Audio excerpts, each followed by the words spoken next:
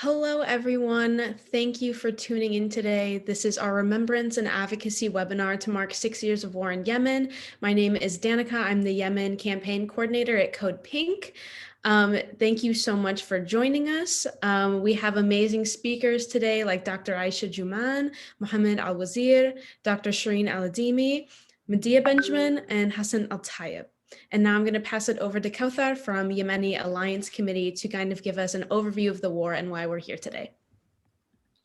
Welcome. My name is Kauthar Abdullah. I am the lead organizer of the Yemeni Alliance Committee.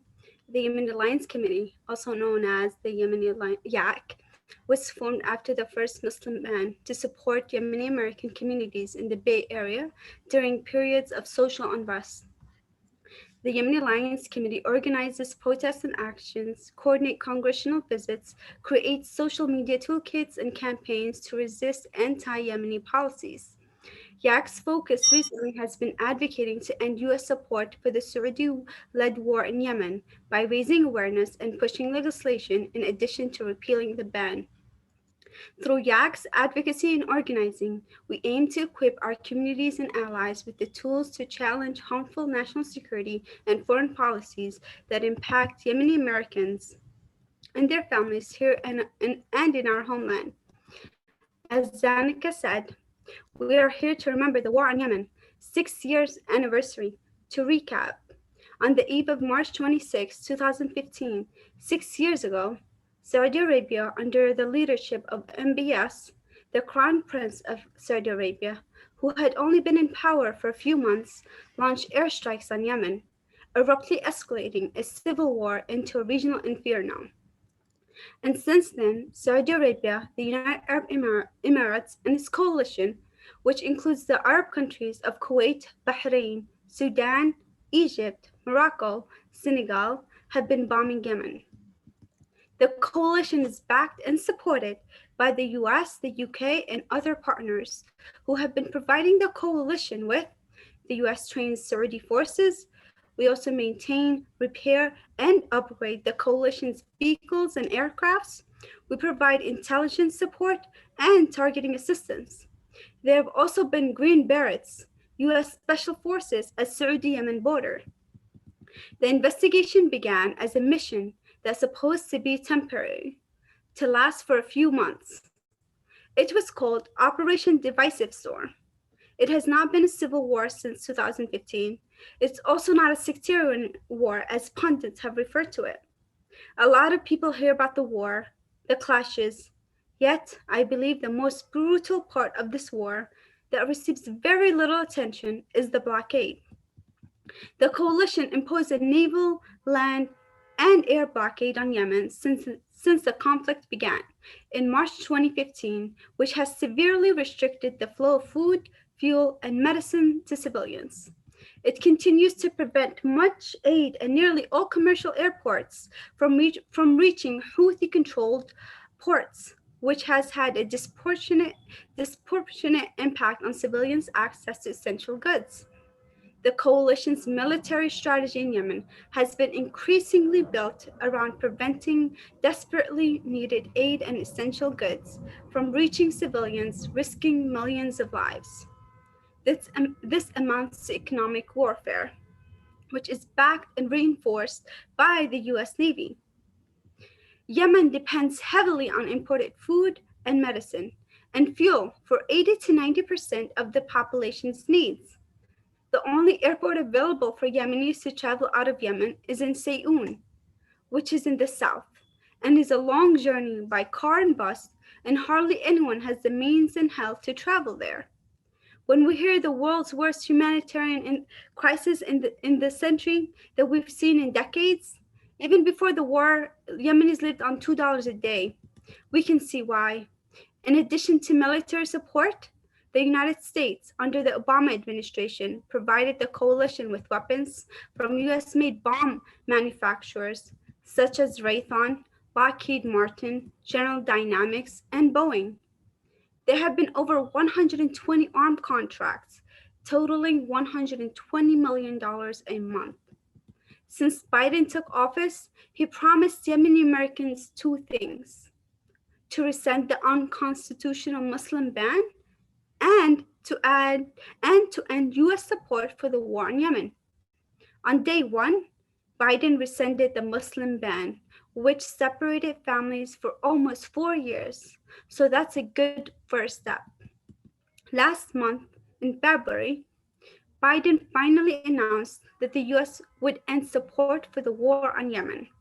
But there was also mention that will end all is offensive military support. Reminds me when we heard the Obama admin refer to the support that the US provides the coalition was only a defensive one back in 2015. Many folks have been under the impression that the US has stopped supporting war crimes on Yemen any longer. Today, we'll hear what that means, what has changed, and what you can do to join the anti-war movement. So, what does ending offensive support mean? We heard that John Kirby, Pentagon press secretary, saying that the existing non-combat US intelligence support for the Saudi-led coalition in Yemen has been terminated as a result of President Biden's order to cease support for offensive operations, confirming that the US was providing intel sharing support for coalition operations inside of Yemen, and that has now ceased. The Biden administration has made severely positive policy shifts on Yemen so far to help bring this conflict to end, including lifting the Foreign Terrorist Organization, FTO, designation of the Houthis, imposed at last minute by former President Donald Trump. The new administration has also moved to halt US military support, participation in weapon sales to Saudi Arabia and the United Arab Emirates for offensive operations, and appointed a special envoy to Yemen. But if President Joe Biden is serious about delivering on his promise to step up diplomacy to end the war in Yemen, more must be done. So, with further ado, I will introduce our very first speaker, Dr. Aisha Jumaan.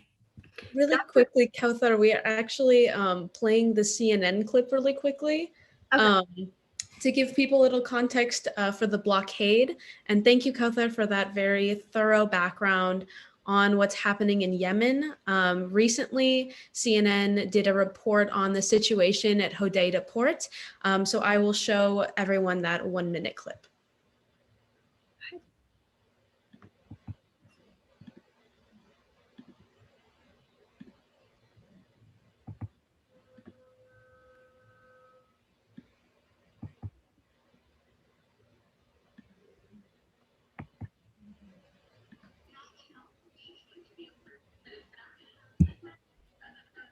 Well, firstly, I should say we have not received any response from Saudi Arabia, whom we put our findings to.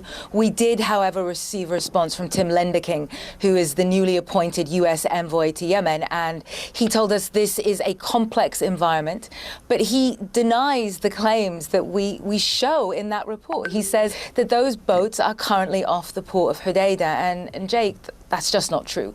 He also says that food continues to flow through Hodeidah unimpeded, and also that is just not true. You saw those food trucks along the side of that road. He says the US is committed to push the parties towards peace. And the question that we have for him is, how is that possible when you are not acknowledging the full impact of that US-backed Saudi embargo on the people of Yemen, Jake? Thank you. And now I will let Kauthar introduce Aisha. Thank you for that. That was a very powerful video. So our first speaker is Aisha. Dr. Aisha is the founder and president of the Yemeni Relief and Reconstruction Foundation, a nonprofit charity organization that aims to provide relief to the people of Yemen and support building efforts. She manages and coordinates health-funded projects in Yemen, including the Field Epidemiology Training Program, the FETP, and support for public health laboratories. Prior to this, Dr. Aisha was a consultant for CDC, the FET program supporting programs in the Middle East. Aisha holds a PhD in ophthalmology from the University of North Carolina and an MPH in ophthalmology from Emory University and a BA in biology from Mills College. So, Dr. Aisha, what does the situation on the ground look like, and how have that changed due to COVID? Kauthar, thank you. I have a few slides, and then I'm going to answer your question on COVID. And I do have a few slides on COVID-19. I'll just go over some slides very fast. I always like to start my slides with a picture of the old city of Sana'a. This is my city. And just to remind people how beautiful Yemen is, and that Yemen has a lot of history. This is the oldest continuously inhabited city in the world and is a UNESCO heritage site.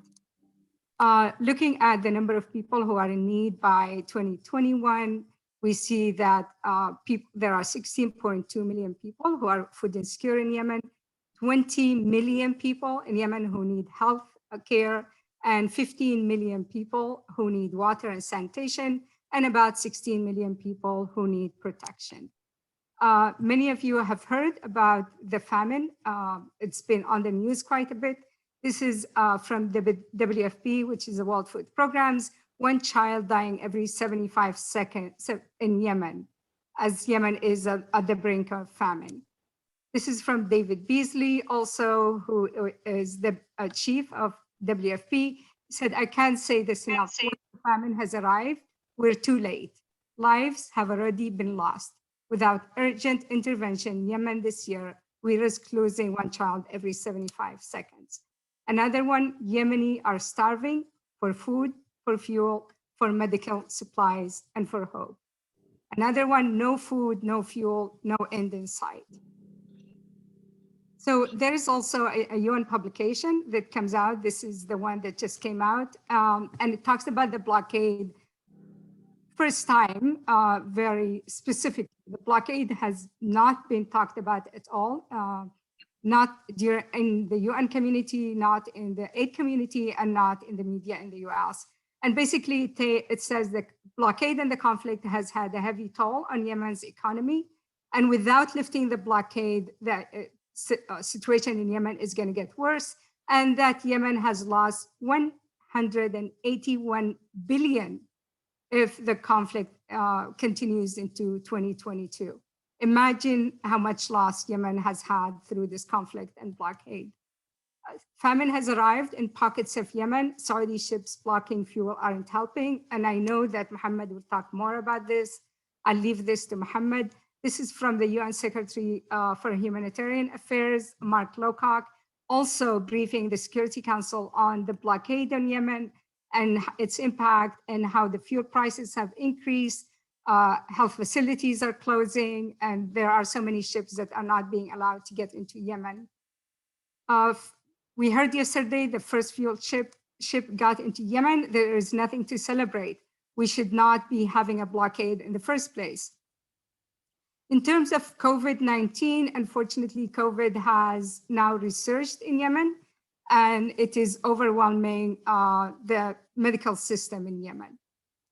This shows the curve of the cases from the very first wave of COVID-19, and in Arabic, we go from right to left. So at the height of the first wave, we saw about 250 cases per week, right? And the steepness of the curve is not as high as what we are seeing now. This is the second wave, and you can see we've exceeded the first wave, and the curve is quite steep.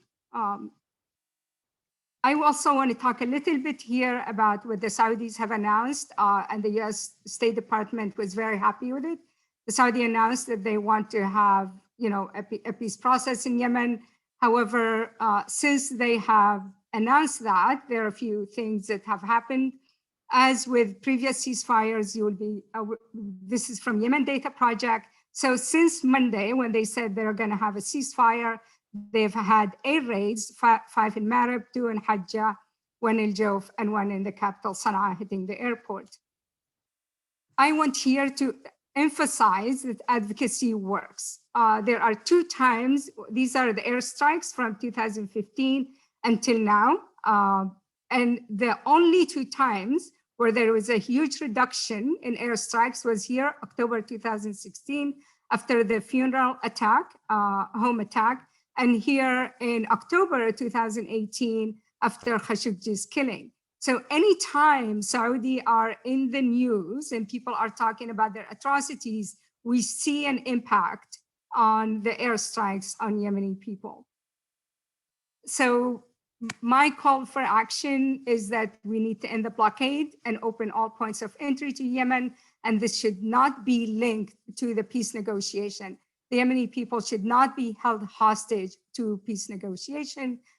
Increase the humanitarian aid to Yemen, especially from Saudi and UAE. They need to pay their fair share, introduce a balanced UN Security Council resolution, and support a just peace. And I'm happy to answer any questions, maybe after other people get a chance to speak.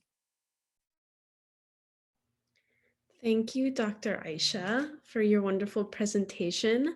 Our next speaker is Mohammed Al-Wazir. Mohammed is the legal director of Arabian Rights Watch Association, or ARWA, where he focuses on international humanitarian law and participates in United Nations Human Rights Council sessions. Mohammed will speak about the blockade as it relates to the prospects of peace in Yemen.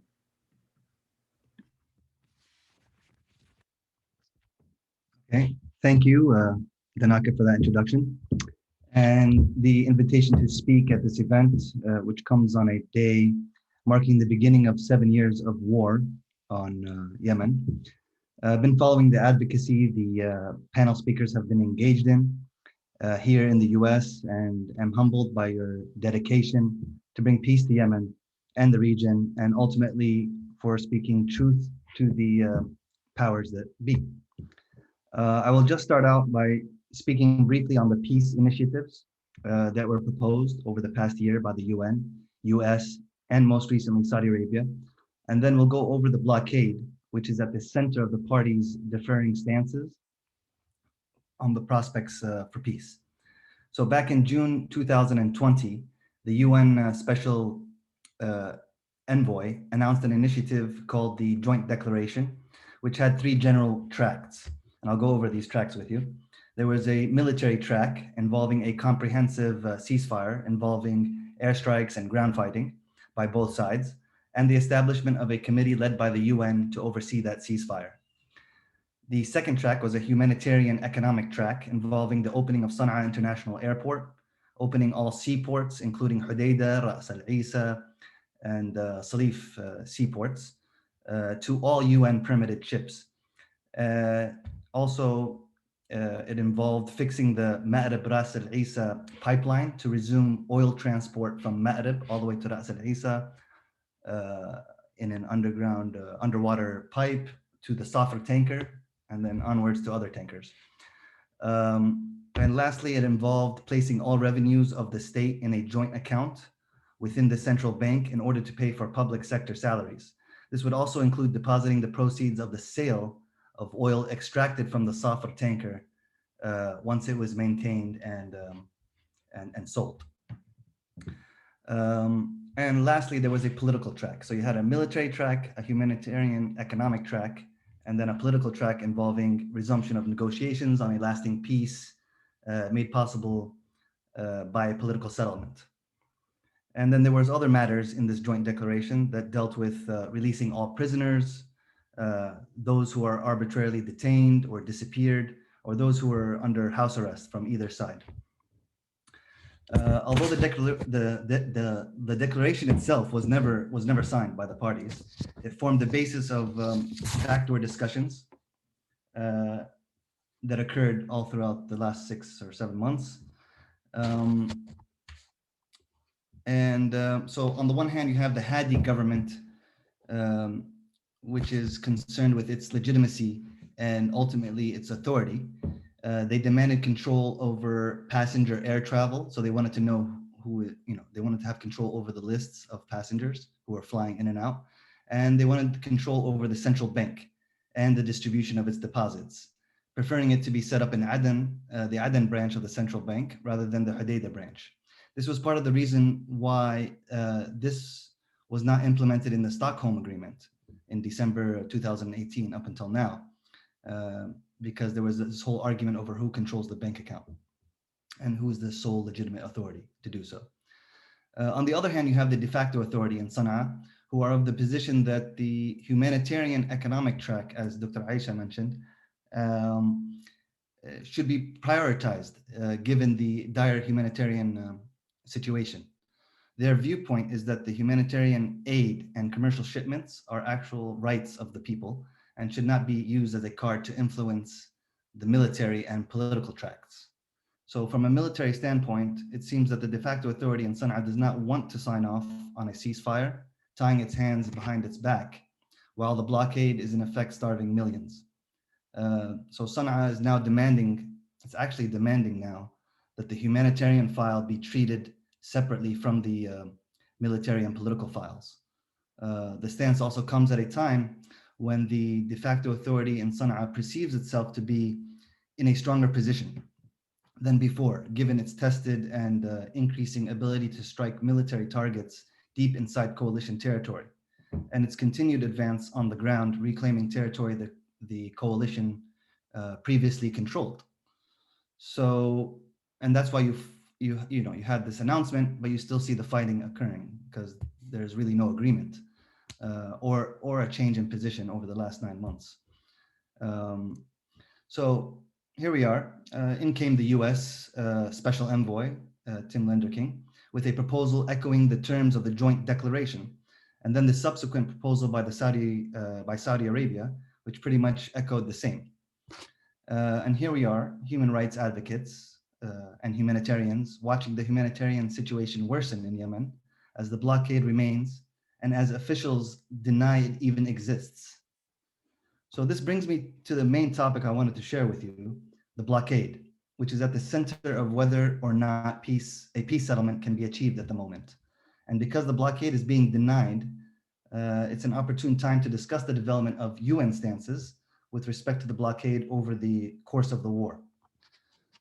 As we all know, 6 years ago today, on March 26, 2015, the US-backed Saudi coalition launched an unlawful war on Yemen, employing unlawful airstrikes against civilians and civilian infrastructure, and imposing an unlawful aerial and naval blockade. During the first 2 years of war, the number of deaths caused by the blockade was neglected by the UN and media outlets, who instead were fixated on airstrikes that killed 10,000. I'm sure you all remember that number, 10,000, which remained unchanged year on year. Well,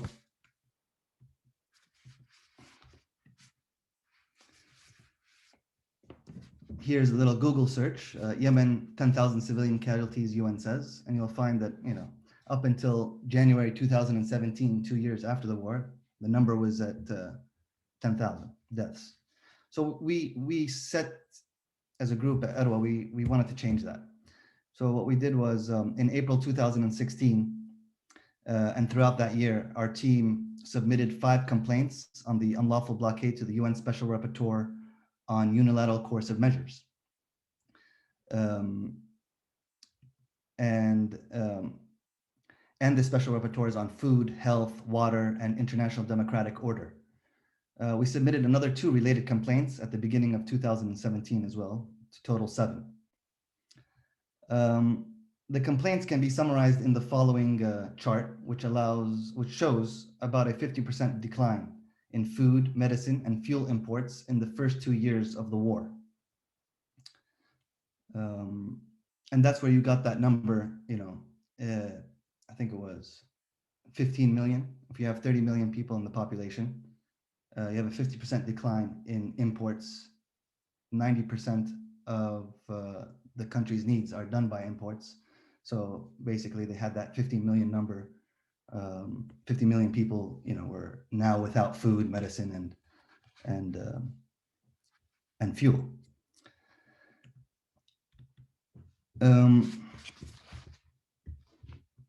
So I'm having a problem switching. Okay, here we go. So during 2016, and after receiving complaints to the UN special procedures, 4 UN special rapporteurs began investigating the allegations regarding the blockade. By corresponding with the Saudi Arabian government, in which they stated in a letter dated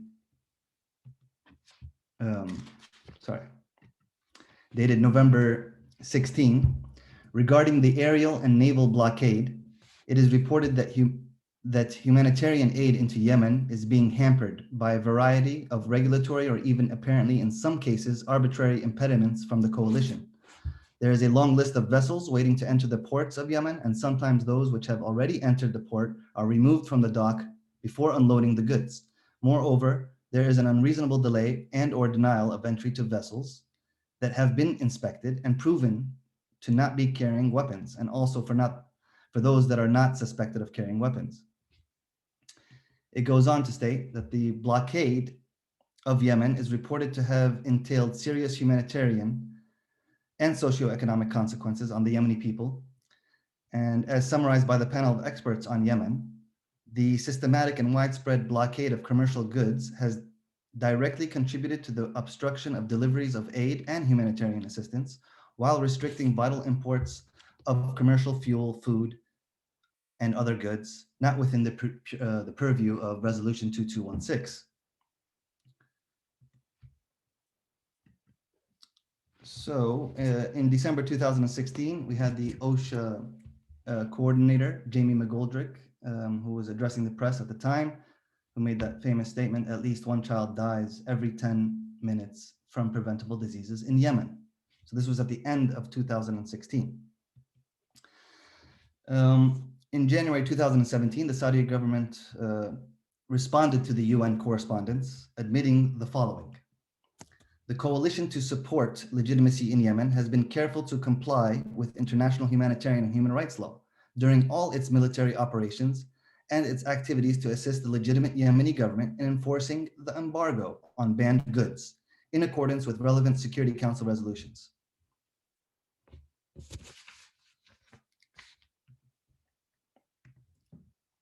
It also says that in order to protect the flow of commercial goods and foodstuffs into the country, the coalition has established an evacuation and humanitarian operations unit through which, in a timely fashion, it issues permits.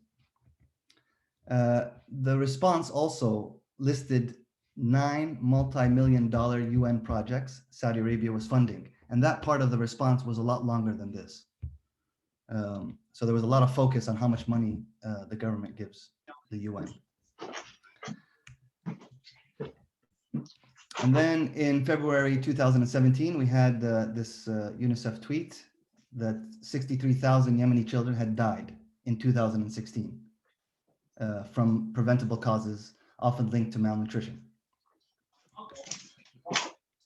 And in April 2017, the UN Special Rapporteur issued a press release demanding that the blockade be lifted.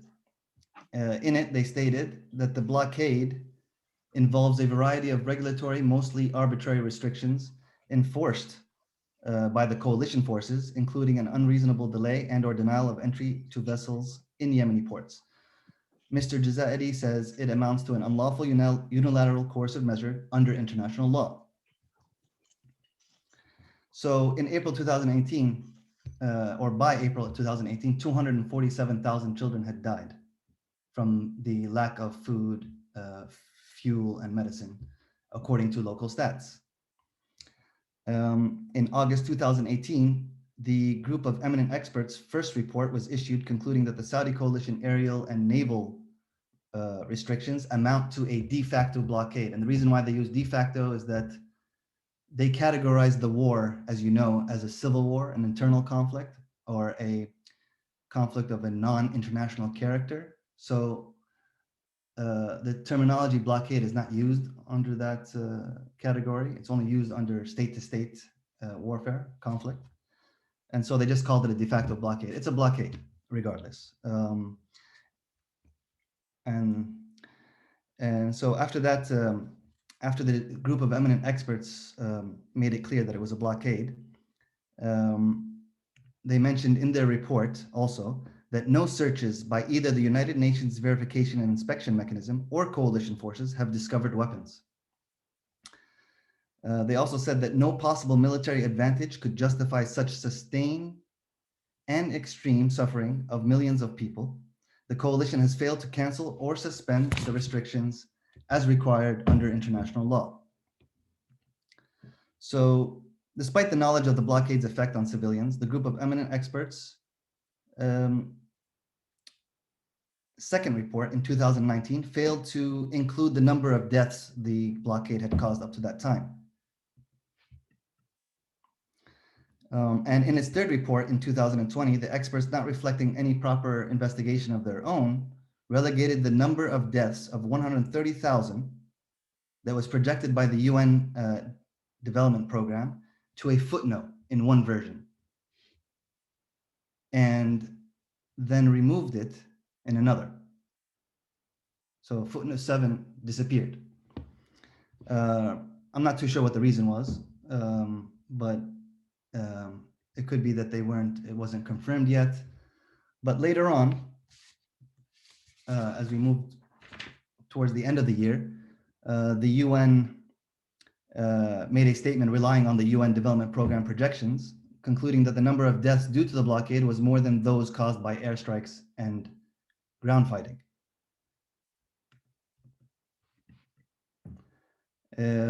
It actually said that the war had already caused an estimated 233,000 deaths, including 131,000 from indirect causes, such as lack of food, health services, and infrastructure. So the truth is, there is a blockade.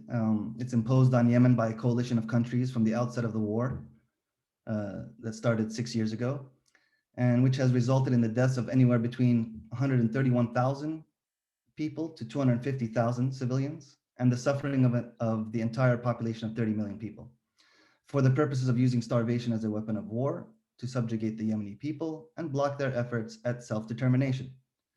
The blockade not only exists, it amounts to war crimes, crimes of genocide, and crimes against humanity. If it is not lifted, the humanitarian situation in Yemen will most likely worsen, as will the prospects for peace, unfortunately. Thank you. With that, I yield the floor.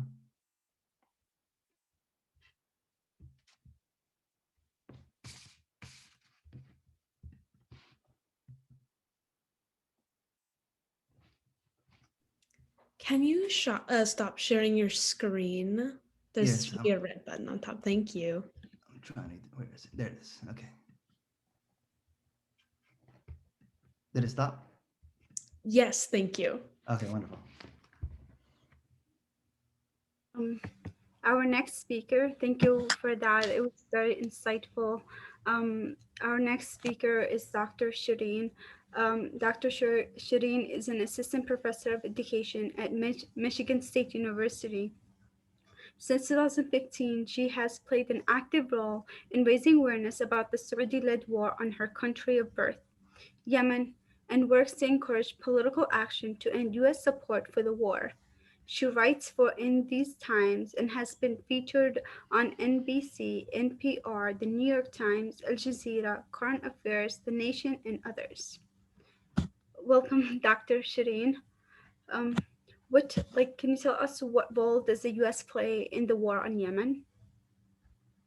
Thank you so much, Kauthar and Danica, for hosting this, and to all of the wonderful speakers for sharing your insights. I always learn something new, and I learned a lot from Mohammed's presentation just now. I hope everybody here did too, and thank you for everybody for taking time out of your Friday evening to join us today.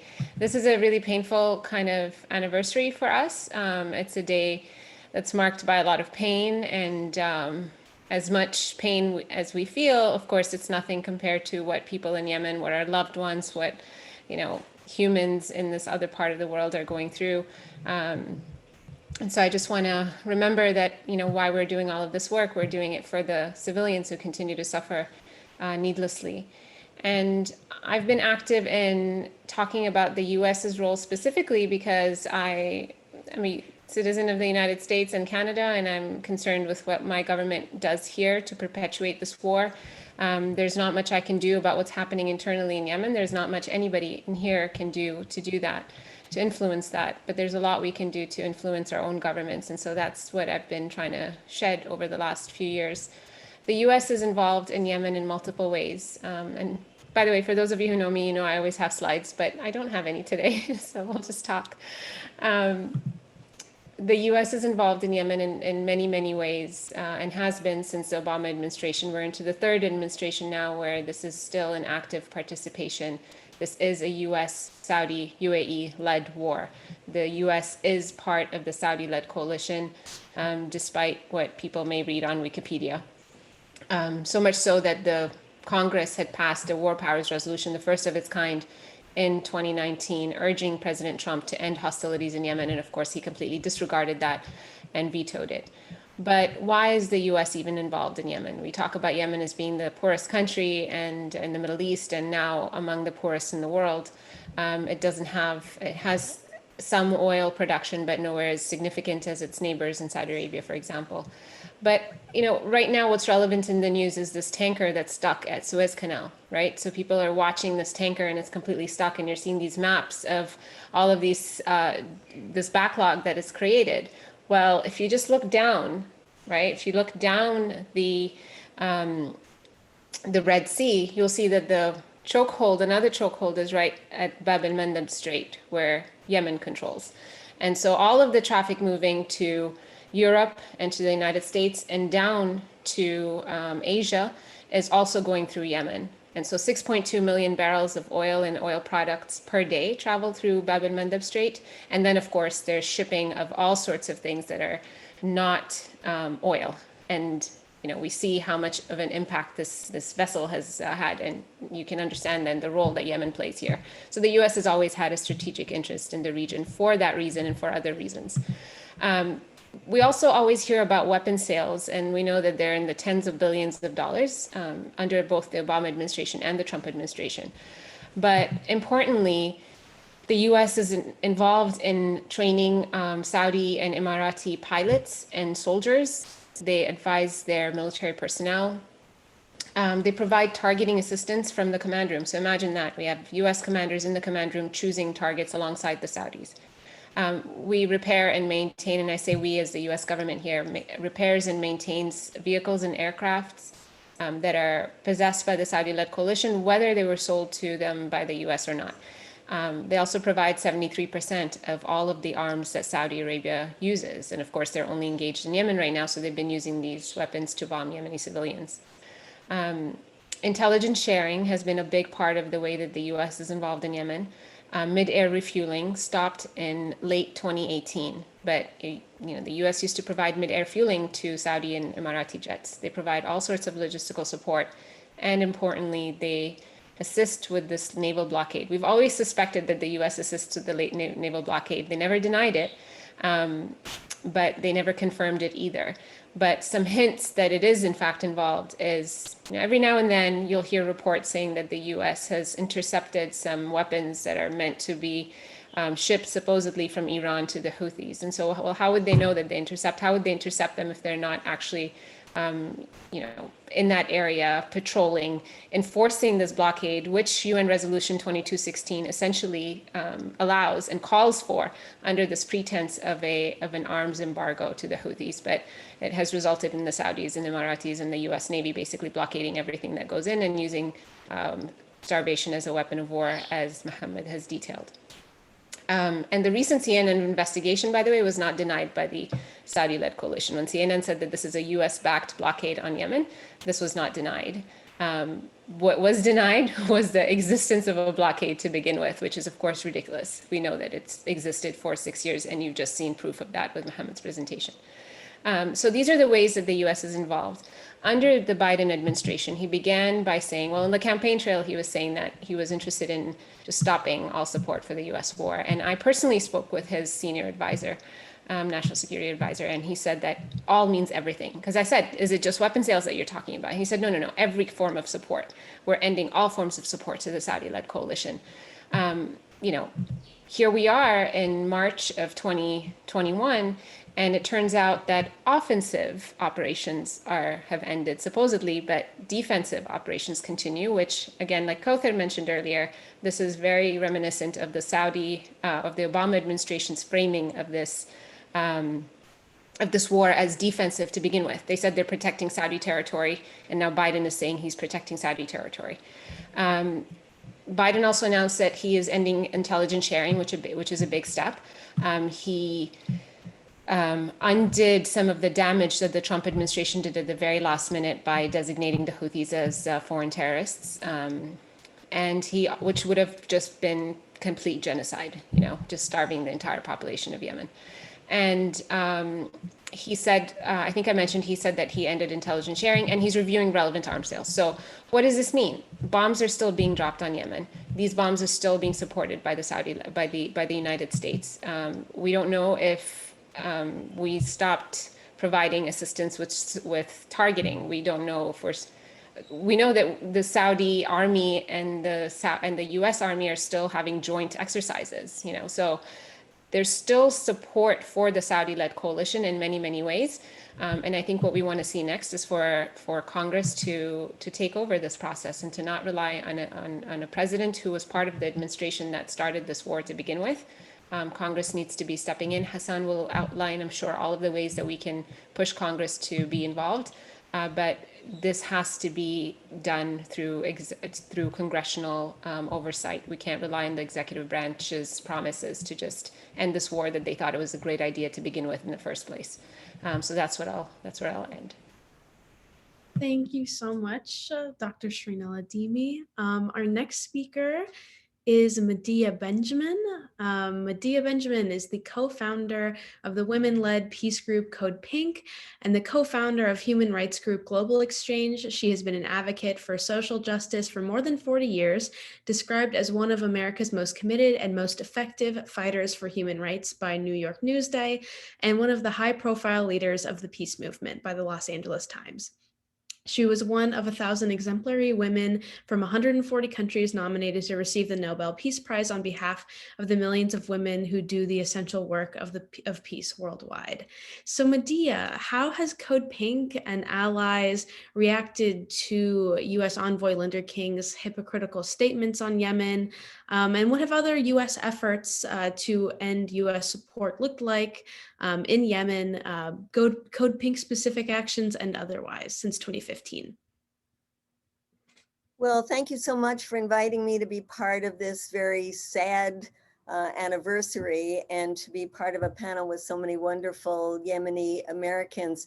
And Danica, I wanted to go back further than that because I think that US crimes against the Yemeni people go back a lot further. And I'm gonna just take it from the time of 9/11 and the US war on terror.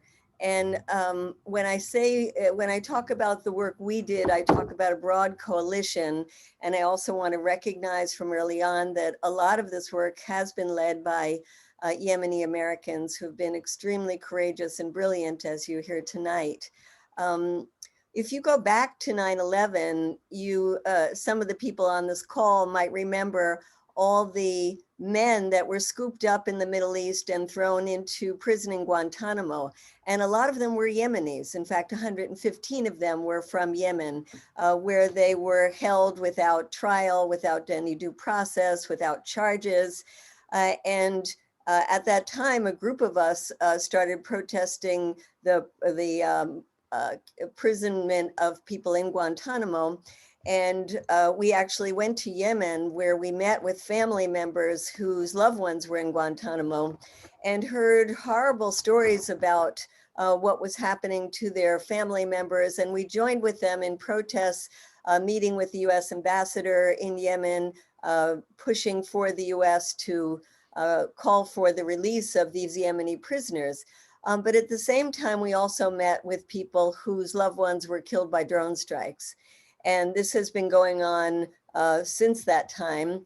And you might recall that there was even a young American by the name of Abdul Rahman al-Awlaki who was killed by a drone strike we met with his family, and they told us how he was killed while he was eating at a restaurant, outdoor restaurant, with a group of his friends. And the only reason they could conjecture is that they didn't like his father. And I'll never forget the racist comment of Obama's press secretary at the time, Robert Gates, who said, well, he should have had a more responsible father.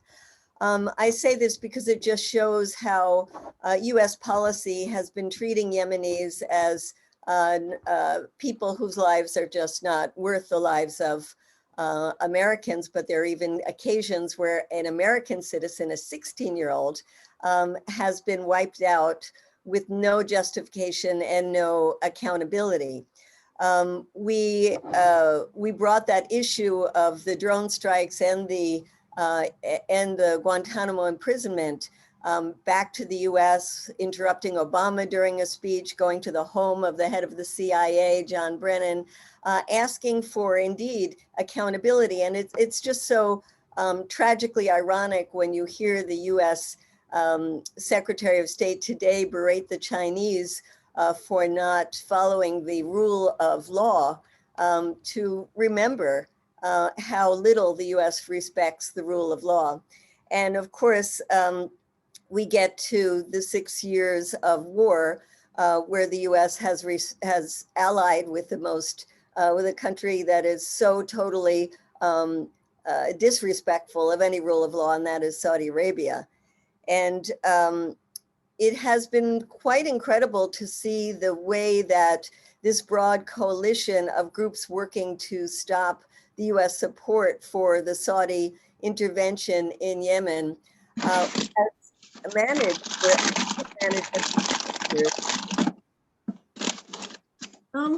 Whoever's not muted, please mute yourself. So except for Medea, don't mute yourself. I know somebody muted me. It was remarkable to see the broad coalition, and Hasan is a major part of this, that was created, that even got very conservative groups involved and managed in a Congress that's known for not being able to have anything bipartisan, actually passed a bipartisan war powers resolution that was then callously vetoed by Trump, who favored his relationship with Saudi Arabia over the lives of the Yemeni people. There's been so much good work done by this coalition in the US, even during COVID, when it's been very difficult to get out into the streets and do the kind of protests that we have been doing. There's been great campaigns over social media, great webinars, and a fabulous day of action, a global day of action on January 25th, when 230 organizations from 17 countries got together to say the world says no to the war in Yemen. So we have been protesting from the time of Bush, Obama, Trump, and now here we are under Biden. Danica, you asked about Lender King. I think, I know it was you who gave him the moniker Lying Lender King, for his refusal to even acknowledge that there was a blockade going on in Yemen. And we do have a petition that maybe we could put into the chat, calling on Lender King to apologize for his lies, and also then to openly be pushing the Saudis to stop the blockade and of course stop the war. The US, even under Biden now, continues to be so biased in favor of the Saudis. We saw even the State Department put out a statement today in which they chastised the Houthis for an attack in Saudi Arabia, where they say the Houthis are trying to block the free flow of fuel. But they don't chastise the Saudis for blocking the fuel to go into Yemen, and the Saudis for the terrible consequences of the blockade and the war. So I would just say that, Hasan will talk about some of the things that we are doing and must do, that it has been important to be part of this broad coalition for all of these years, and that as long as the war continues, as long as the blockade continues, as long as children continue to starve, and as long as our government remains complicit in all of these crimes, we must continue and do more to build up the opposition, because as we all know, Yemen can't wait. Thank you. Thank you. Thank you for all the work that you do, for your organization's work. They've really been on the forefront with the Yemen Alliance Committee and many other anti-war organizations helping to end the war in Yemen and lift the blockade. So thank you. Our next speaker is Hasan Atla. Hasan is a legislative manager for the Middle East Policy with FCNL, Friends Committee on National Legislation, who played a key role on the policy end of the anti-war work. Welcome, Hasan. So can you tell us what has actually shifted since the new admin came into office? Yeah, absolutely. So I just wanted to give a shout out to everyone that has spoke before me. It's a powerful coalition indeed. It goes all the way from the raging grannies to, to conservatives like Matt Gaetz and everybody in between. And I think a lot of people have just tried to set aside whatever other differences they have to come together to do this, shared goal of ending this horrible, horrible war that's gone on way too long and has claimed so many innocent lives and devastated, a country that just should never have been in this situation. I'm disgusted with, American involvement, and I've made it my goal to do everything I can every single day to try to end U.S. support for this war, whether it be the weapon sales, the intel sharing, the spare parts transfers, logistical support, and backing the Saudi blockade. So there have been some things that have happened, and Quathar, you mentioned several of them. One was ending U.S. support for offensive operations. Granted, we don't quite know what that means, but we heard that it means offensive intel sharing for airstrikes, lifting the FTO designation on the Houthis and SDGT designations, to make sure that humanitarian trade could flow into the country, and also the appointment of a U.S. Envoy to Yemen to try to help with diplomacy. But as folks mentioned earlier, that's not going so hot right now. I think it's really important that we're calling attention to the blockade. If I may, I just want to jump into that because I think it's the most urgent thing we can do right now. There are letters going around. There's a letter in Congress being led by Reps Dingell, Pocan, and Khanna. That's going to close on Monday. And I think everything we can do, I think it's probably going to get extended a little bit. So we have a bit more time. And I think there is a action link if somebody wants to share that in the chat. But I think that really should be the focus of our advocacy right now, is to make sure that we call out the blockade. And what the letter does that's being led by these members, it just calls on the Biden administration to publicly increase pressure on Saudi Arabia to lift this blockade immediately. And I know we've talked a lot about Saudi, but the UAE is part of this blockade. So we really should be saying lifting the Saudi UAE blockade on Yemen. I think that's really critical, something that we haven't talked enough about. So I think it's also really critical that we make sure that no military support is going to help this blockade along. We have to get the answers that we need from the administration to know what this actually, what defense articles we are providing. I think it's interesting today. We were supposed to get answers from the Biden administration from a letter that Rep. Ro Khanna and Rep. DeFazio sent. There was 13 questions. One of them was, what activities, if any, are we doing to support the blockade? What is offensive? What is defensive? We haven't gotten any word. It's past close of business here in Washington, D.C. I think that's a story in and of itself, that there was no reply to the Ro Khanna letter on all this stuff clarifying. Just a couple more things. I think, it's really important that folks call out what we need at the UN as well, which is a new UN Security Council resolution. And I think that's just really critical. So I'm going to read a little piece of what that UN Security Council resolution says, just to make sure that folks really understand. So the Saudi coalition has used the UN Security Council Resolution 2216 to really legitimize its offensive operations to maintain, and maintain international military support. Section 15, in particular, which under the auspices of trying to enforce a arms embargo on the country, has been used to, and I quote.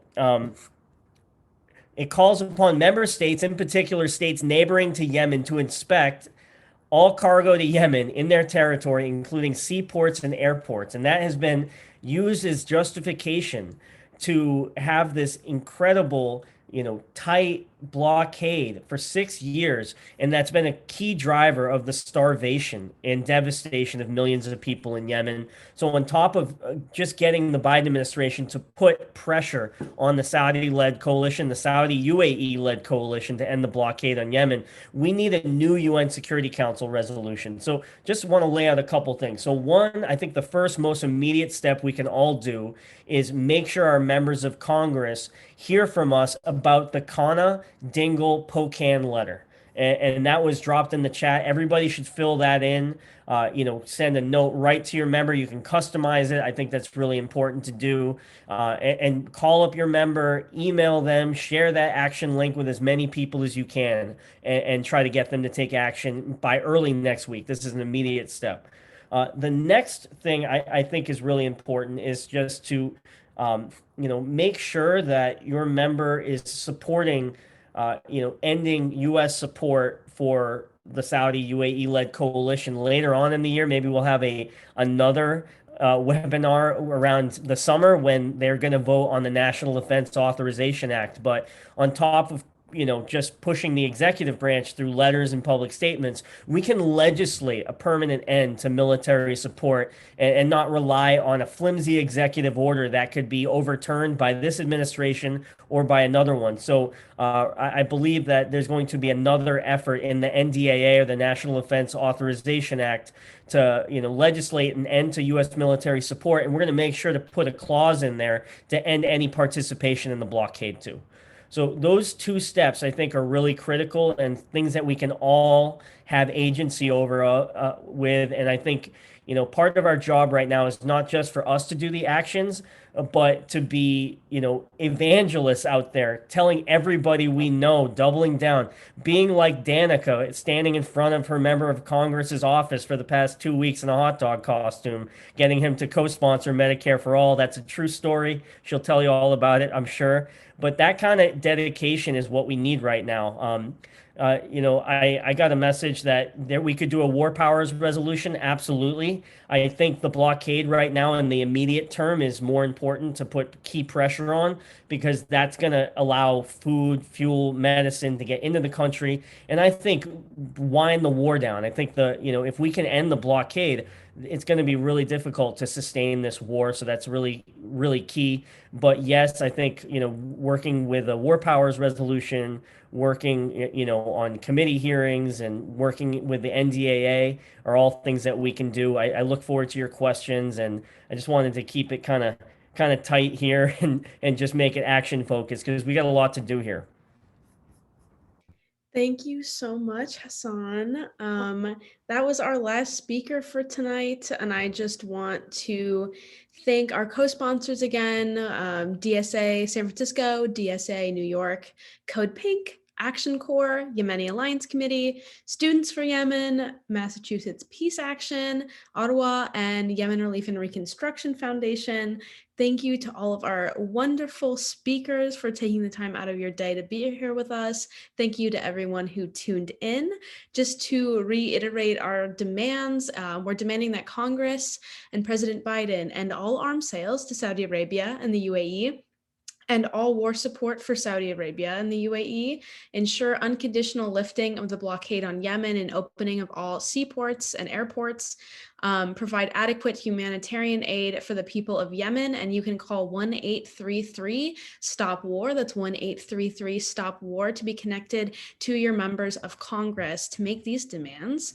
We're going to close out today with a very uplifting video from Middle East Eye about the January 25th Day of Action. So I will share our screen and it'll end with a call to action. So please stay tuned for that. And then the webinar's over after that. So thank you all and have a great night. Oh, and follow our organizations to stay plugged in into what you can do in the next action item for efforts to stop the war on Yemen. Thank you all to our listeners, to our followers, to everyone who attended, and to the co-host Danica, and to our speakers. And you can go to codepink.org/Yemen. It has all of our Yemen and Saudi focused petitions and actions there as well. All right, let me share this.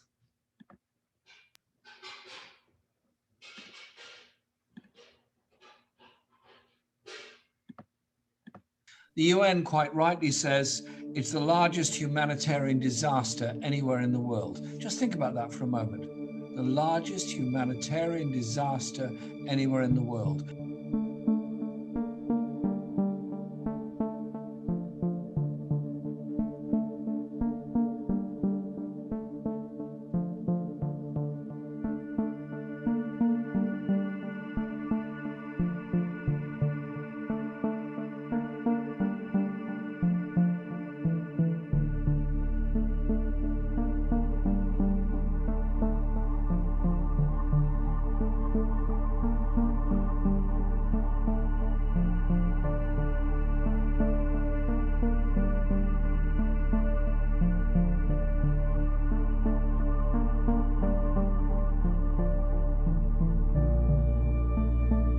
We will speak the truth about them and recognize that a Yemen baby has exactly the same value as a baby in Ethiopia, a baby in Guatemala, a baby in the American Empire, a baby in Greece, a baby in Tel Aviv, a baby in West Bank and Gaza, a baby in China.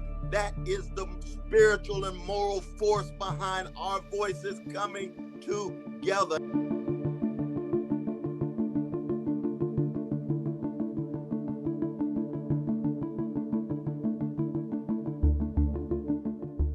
As a Yemeni Canadian, I call on Prime Minister Justin Trudeau to end the $15 billion arms deal with Saudi Arabia. The arms manufactured in my hometown of London, Ontario, are used to oppress civilians in Yemen.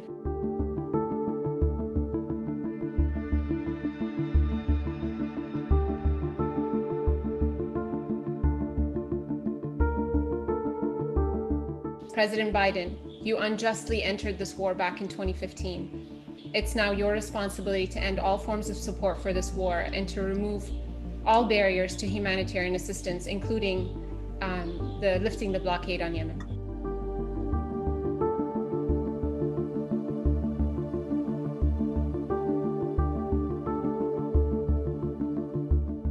And we should end our support for the Saudi-led war in Yemen.